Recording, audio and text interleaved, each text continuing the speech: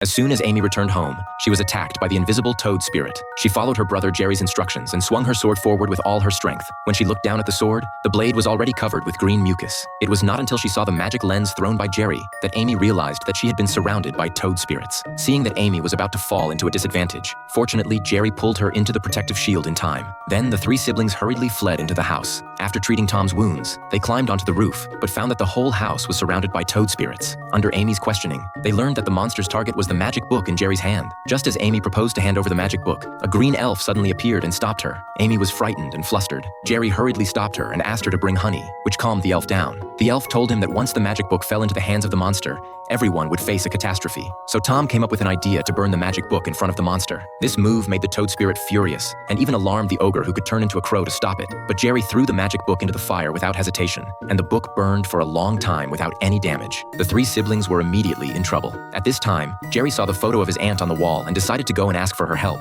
It happened that the elf knew a secret passage to leave. So, after Tom modified the magic lens for Amy, he came to the front door alone to attract the attention of the toad spirit. Jerry and Amy took the opportunity to go to the warehouse, but their actions were still discovered by the toad spirit. Although the two successfully entered the secret passage, the toad spirit chased them with the smell, even summoned a monster that could burrow into the ground. Fortunately, the brother and sister ran fast enough and managed to escape from the sewer. However, on the way, they were seen by their mother, who was at work. When Jerry and Amy arrived at the nursing home where their aunt lived, they found that the arrangement beside her bed was obviously to prevent the invasion of monsters. At first, the aunt was very wary of them, until she learned that they had seen the elves, and then she let down her guard. Then, the elves hiding in the flowers also appeared one after another. But when Jerry took out the magic book, the aunt's face suddenly changed. She quickly brought the children into the house and took the magic book to check after confirming that it was safe. She began to tell the past. Her father became trembling after completing this magic book and set up a protective barrier for the house. Once she accidentally broke out of the barrier while playing, and her father rescued her despite the danger. Her father was taken away by the wind elf and disappeared since then. All these years, she has been looking forward to seeing her father again.